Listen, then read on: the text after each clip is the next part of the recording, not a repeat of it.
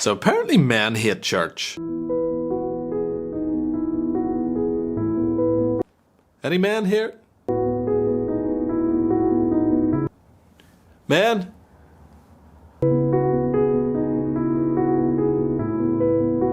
Lads? Boys? Chica? No, I don't speak Spanish. Hombres? Boyos? Chappies? Okay, so I cheated, right? Okay, I took all of those shots from women's conferences. Now, to some of you, that'll seem like a strange thing to say, because when you look at the front of church, you see loads of men. 95% of pastors are men. 100% of popes. I mean, there's only one pope, but, 100% of all the popes ever, we can put it like that. And if you go back in history, it was men that set up the church. It was Jesus and his 12 apostles who were men, and throughout most of history, a lot of the church heroes have been men. We're men, manly men, we're men in tights. Yes, upfront leadership in the church, even today, is predominantly male. But the issue is not when you look from the seats to the stage. The issue is when you look from the stage to the seats. Because although men are much more likely to lead churches than women, they're far less likely to attend. In fact, there's a broad rule in America and in the UK, for every 2 women that attend church, there's only 1 man. I didn't have anything for men. And that doesn't include the fact that the vast majority of volunteers and 75% of church staff in the West are female. Now, if you're watching this video, and definitionally you are, you'll recognise this as being true. The stats might not play out that exact way in your congregation, but you'll know that more broadly there are far more women who go to church than men in the West. For the average man out there, getting an invitation to go to church is like getting an invitation to go to a colonoscopy. Okay? It's not something you're going to do for fun on weekends. Thanks for that image right there, man. And this is not good for men or for women. Men are doing very poorly in a whole bunch of areas. Men are far more likely to take drugs. Men are far more likely to commit or be the victim of violent crime. The biggest killer for men under 40 is suicide. Men's mental health is plummeting. And statistically, church would help. Church-going men have better mental health, much less likely to commit crime, much less likely to take drugs. All of these things improve when you start going to church. And so it's very clear, men need church. But it's also clear that the church needs men. God has designed men and women differently. They function differently. They have different roles. And if the men are absent, there are roles that are not being fulfilled or are being fulfilled poorly in the church. And there's also a demographic issue, because women want to get married. And Christian women would love to find a Christian man, but if they can't, that doesn't stop them wanting to be married. And many women leave the church and leave the faith over this. In the UK, the demographic most likely to leave a church, that is, to have been attending and then stop, is single women. And so just like men need the church needs men. And this makes Christianity an outlier. It's not like men are less religious or less spiritual than women. In other religions, men and women, they're about 50% each of the practitioners. And as I alluded to earlier, this wasn't always the case. Right from its founding until about 200 years ago, the church was at least 50-50 male to female split. And then something happened.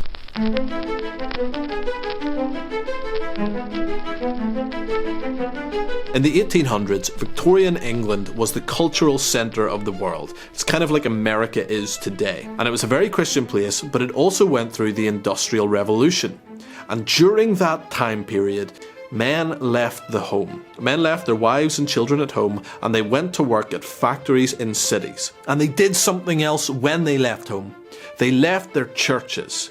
And they didn't start going to other churches in the cities. They simply stopped going. And this led to a decline in male spirituality and morality across Britain. So religion suddenly took on a feminine tone. Women became the leaders of piety in the home. They became the majority of church congregation members. Men started to be warned against their masculine tendencies as a threat to their morality. Male figures in stories were often unconverted until the very end, when a good woman came along and saved them. Callum Brown, in his book The Death of Christian Britain, writes the following: "It was a husband's susceptibility to masculine temptations that was a threat to piety and household.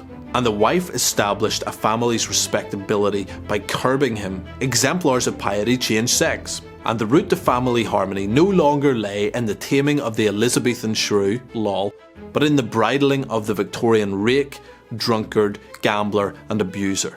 So basically, feminine tendencies began to be considered a good thing and masculine tendencies began to be considered a bad thing, because in society at that time, that was how things were playing out. But what has happened since then is that this view of masculinity as negative and femininity as positive has shaped the tone of the church for the past 200 years, which leads us to the church today.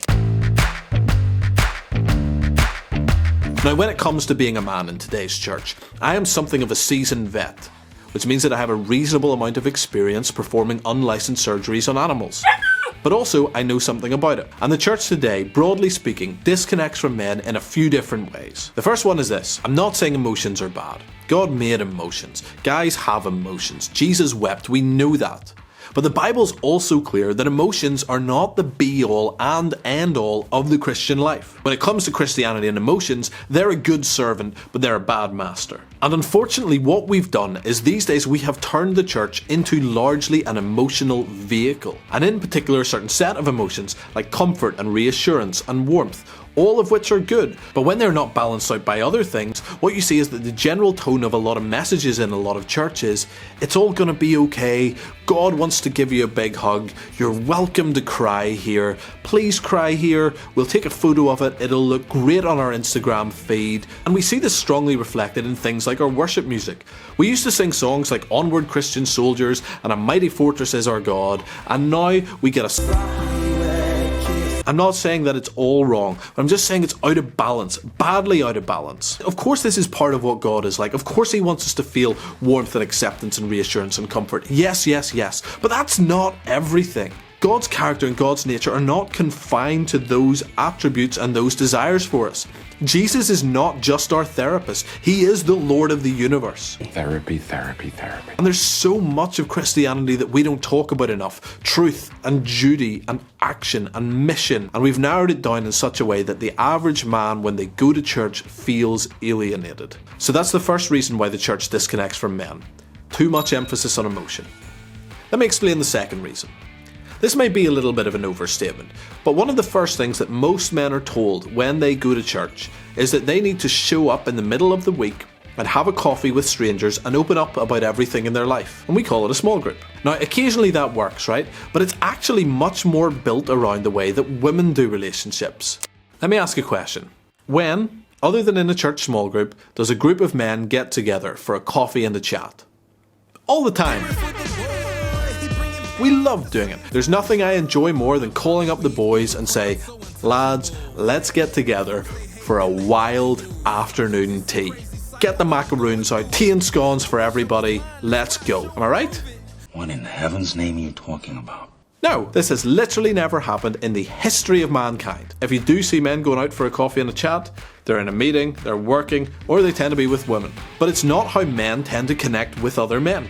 Men tend to connect together over activities. When you see a group of men doing something together, they're doing something together. They have a hobby, a project, a sport, an activity, a mission. It doesn't take a genius to see how this could lend itself really effectively to life in the church. We're meant to have relationships and a task. We're meant to be a community on a mission. But we don't tend to do that with men. We tend to put them in forced, awkward positions that they don't enjoy. I hate this! Think about it this way.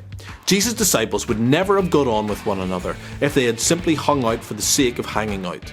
But what he did was he took them and he put them together on a mission, and they were willing to die for God and for one another. That's how men connect. And that's the second reason why men disconnect from church. We put them in directionless relationships.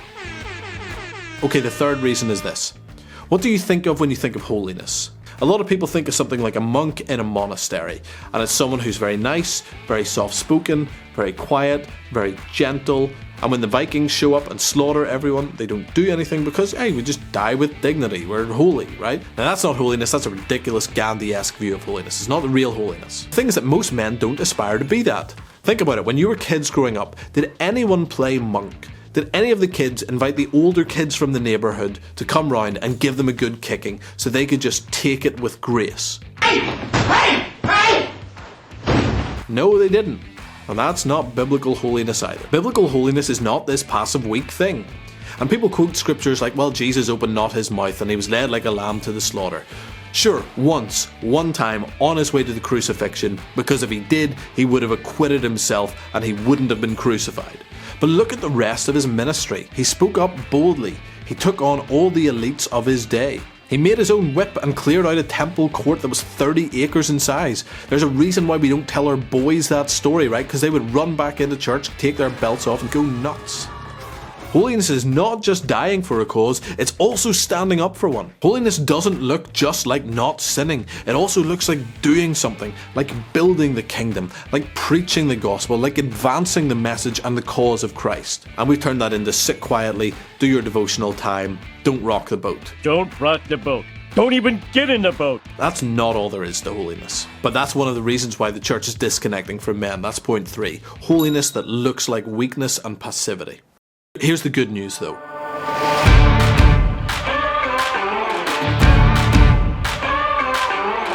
We have the resources to fix this.